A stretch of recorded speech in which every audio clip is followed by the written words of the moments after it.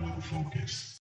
And we're back. Thanks again for joining me for another Adobe Illustrator tutorial. I am the One Will Focus. You can catch me on all social media at the One Will Focus, specifically on Instagram if you want to keep up to date with new sketches and artwork that I'm doing, as well as my website, theonewillfocus.com, where I also sell in my store section art prints and apparel.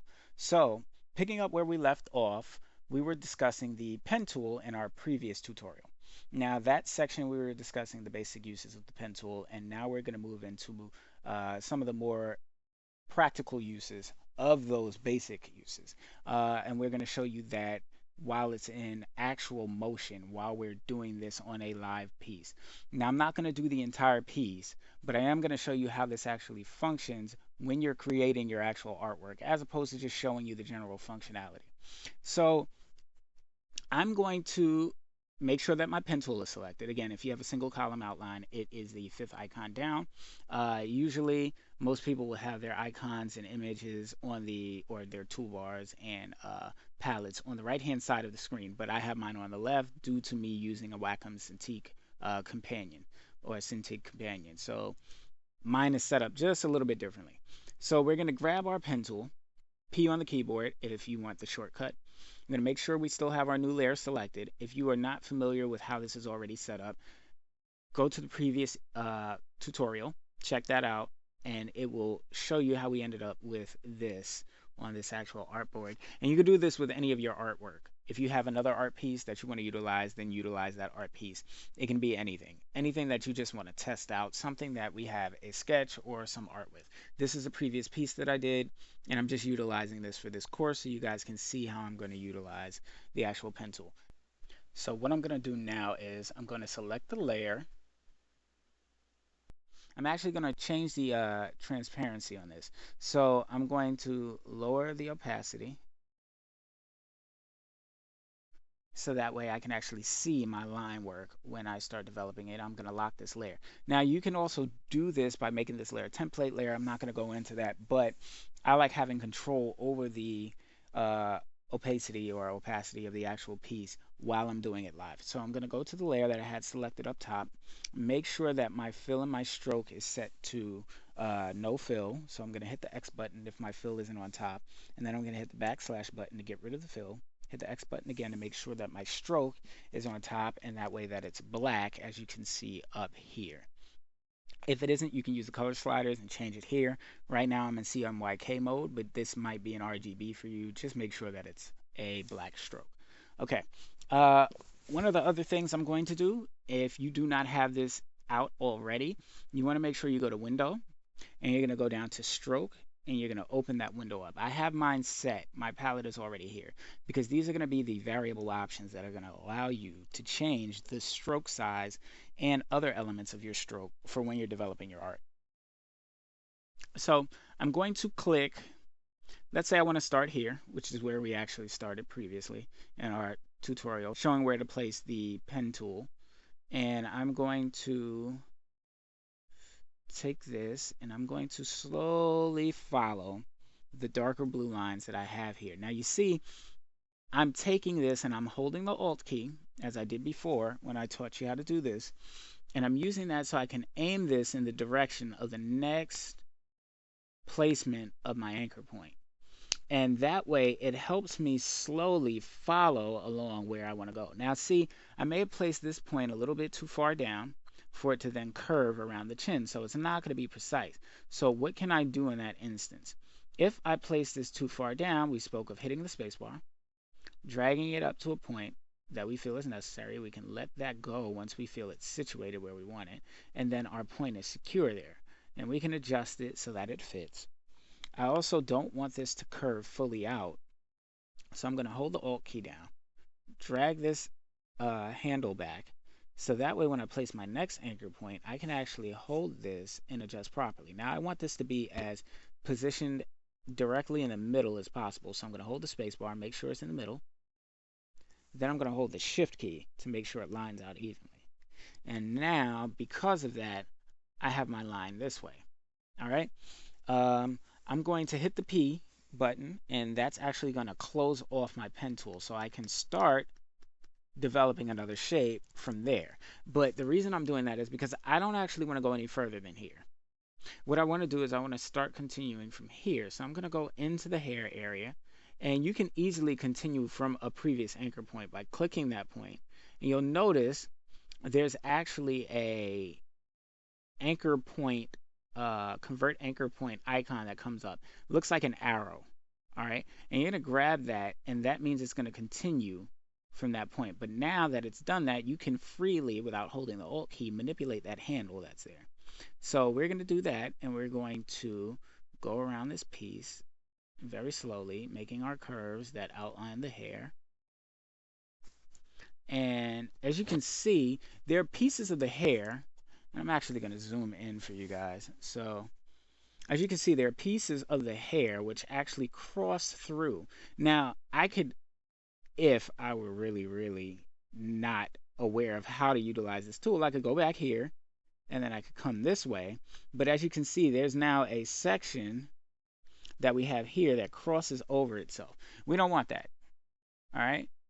And what you can do is, now that I have this here, I can click this point that automatically, if I just press down the point or was dragging an anchor point here and I let it go, I can then click that point. It will remove that handle, automatically making this an angle. I can then switch to go to the next point and do the same thing for each point that follows. If I wanted to follow precisely, of course, I can just, go along how it has it set up there. Now, the reason I would do that is because if this is coming off in this direction, I can always start to put a new stroke that's there to connect to this area. So let's do it like that, and then let's say we put this here, so that way it comes in there. And then we can get our direct selection tool, and we can change how this actually goes in to the other piece.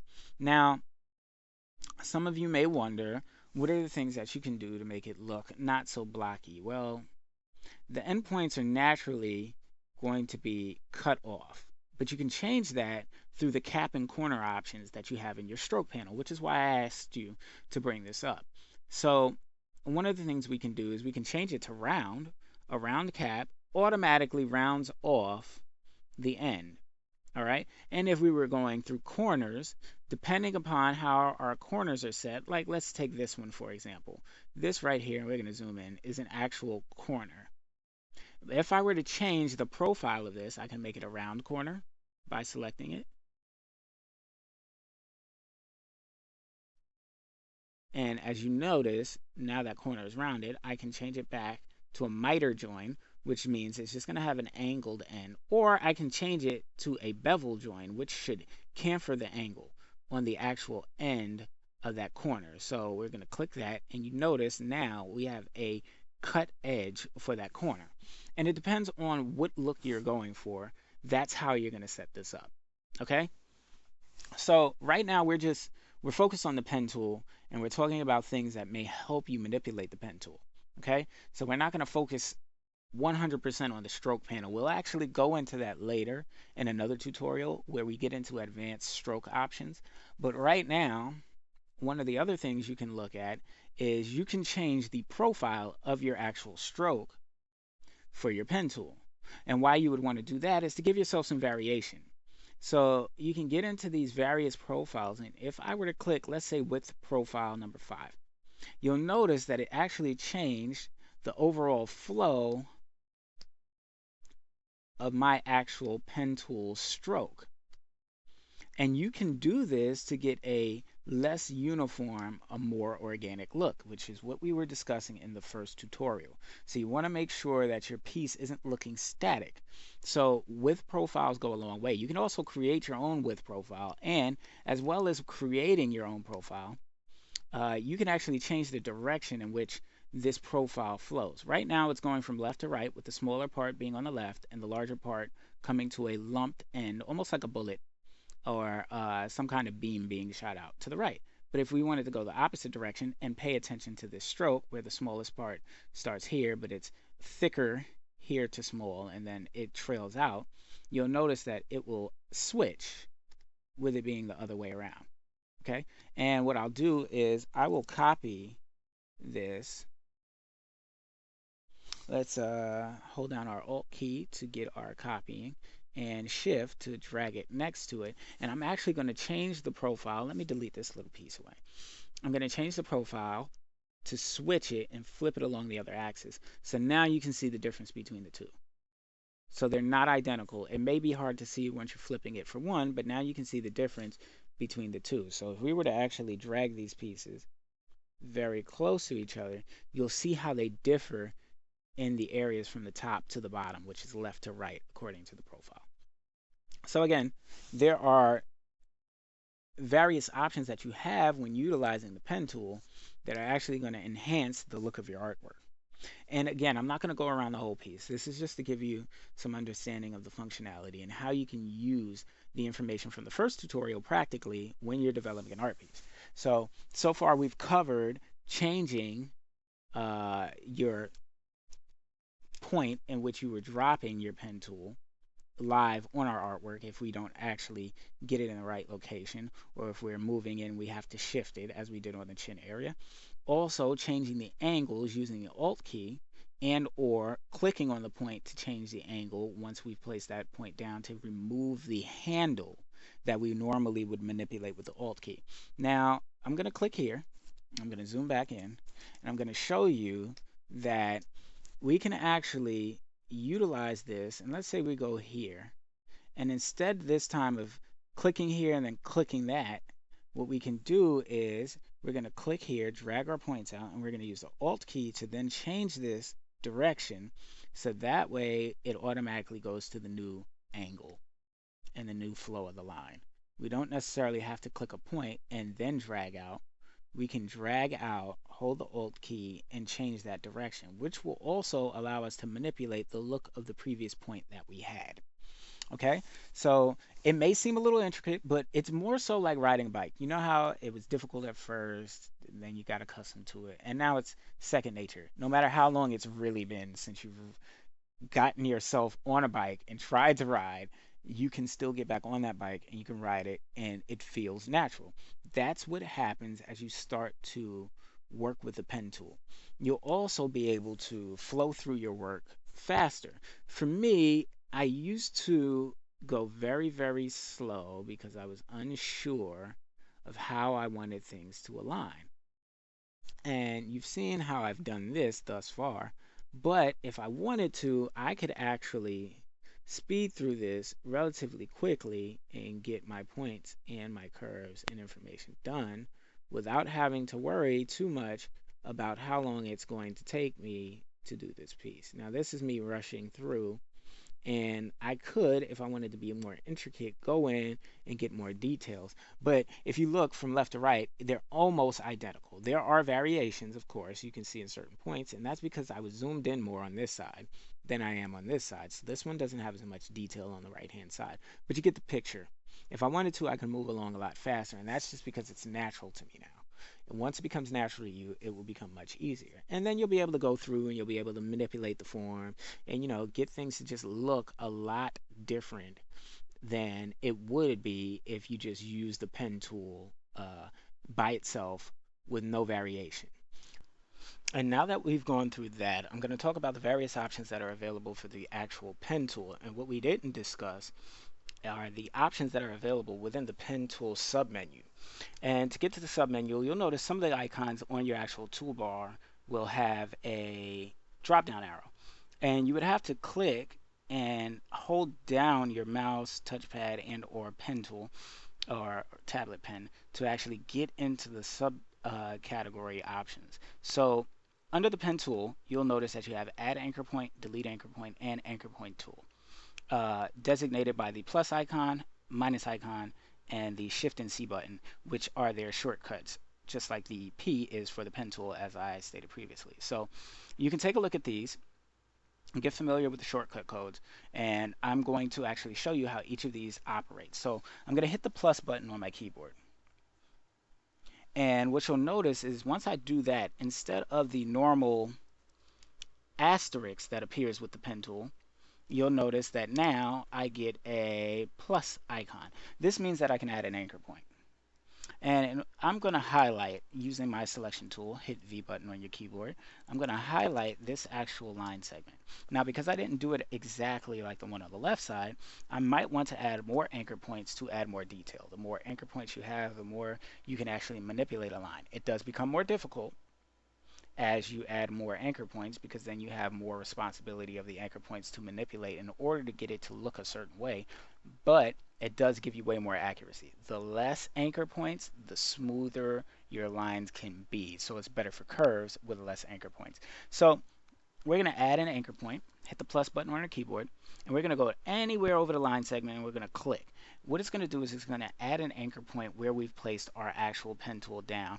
And I'm going to grab that using the direct selection tool, which is the A on your keyboard, or the white arrow icon in your toolbar. And then I can click and drag this, and I can also manipulate the actual handles for this anchor point. And they'll manipulate with respect to one another. I can actually drag the anchor point's handle that I have selected outward, but it'll still remain tangent to the actual line with respect to the other actual handle. Now, if I wanted to just manipulate that handle alone, I can hit the Alt key. You'll notice the plus icon comes up, and I can manipulate that by moving it while holding the Alt key down. Now, because it's broken, I can utilize this to manipulate each handle irrespective of the other. Okay? So let's go back. Let's get rid of this. And now what I'm going to do is, if I wanted to, let's say, remove this point, I can actually get the negative button and hit it on the keyboard, the minus symbol, and I can then click this anchor point and boom, there we go. It disappears. Because the delete anchor point tool is just that, used to delete anchor points. And you'll notice it by the minus sign on the actual pen tool icon that it accompanies. So instead of add anchor point, where we have the plus symbol, we have the minus symbol show up when we are deleting anchor points. Okay? And I can just go through and delete any of these anchor points that I see fit. And you'll notice each stroke that corresponds between an anchor point will adjust automatically to the next anchor point. If I were to delete this anchor point, the line is going to adjust in terms of the angle of this handle with respect to the handles that are left from this anchor point. So once I do this, you'll notice it shifts. Now this angle comes off differently because it's aiming for this new anchor point. So let's go back. We'll add all our points back. And there's one other tool besides the add and delete anchor points, and that is the anchor point tool. Now this, you only see this actual icon accompanying the pen tool when you are continuing the endpoint of a pen tool line. So let's say we clicked here and we drag this up. You'll notice that once we go back to that point, we now can change that point from a curve, because it has handles, only curves have handles, to a regular anchor point, which is why the pen tool has the anchor point icon next to it. So we can click this and it will delete that actual handle. And then we can change it for each one. We could delete it, or we can go back and hover over it and add the handle back, so that way we get a curve, etc. But if we were just using this, we could take the Shift and C key, and we can use the Convert Anchor Point tool, and we can click this point, drag it out, and we can click the handle to get rid of it. Same thing for the other one. And or drag out again to change it, manipulate it, or we can click each individual handle and change it irrespective of the other handle, so that way we can manipulate them individually. And one of the things we can do is we can drag, using this tool, any portion of the line segment to manipulate it with respect to the handles that it's between, and it will manipulate it accordingly. See how this is trying to keep the overall flow of the line and the ratio from one anchor point to another by clicking in between, which is why you see that symbol come up whenever you're about to, the manipulate line segment symbol, whenever you're converting an anchor point and using it in this manner. Okay, so these are the options that you actually have with the anchor point tool.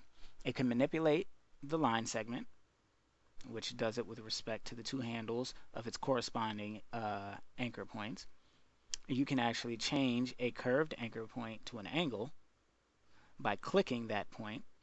You can remove a handle, which will only remove one of the handles and leave the other, or you can take a point and then create it and turn it into a Bezier curve by clicking and dragging that out. So these are the options you have with these tools. Now remember that utilizing the stroke panel to manipulate these will give you so much more flexibility. Uh, you can use the profile again, you can use the actual weight of the stroke, the cap and corner options, but we're not going to go in depth about the aligning stroke and other options that you have, but you do have other options in terms of making your pen tool look unique.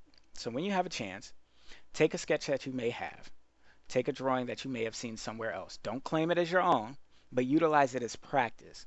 Try to manipulate the lines in a way using the pen tool so that you can follow the piece and trace it accurately, no matter how complex the lines are.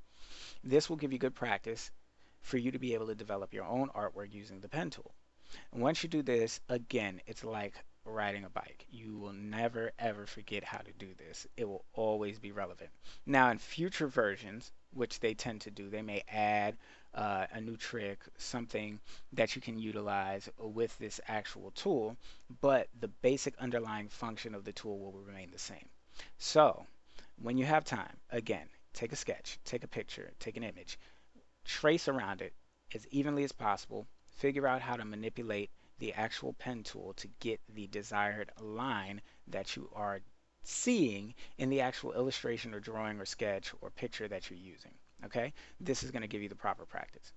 So in the next tutorial, we'll probably get into the pencil tool because it's so closely related to the pen tool, and that way we can keep the drawing options flowing in terms of how we're getting familiar with these tools. Okay, so take your time, get familiar with the pen tool. If you have to revisit the previous tutorial, do so. My name is The One Will Focus. I thank you for joining me again for another Adobe Illustrator tutorial. You can check me out online at The One Will Focus on all social media and theonewillfocus.com, as well as check out the items and contents in my store. And I look forward to seeing you guys in the next tutorial. Thanks again, and take care. The One Will Focus.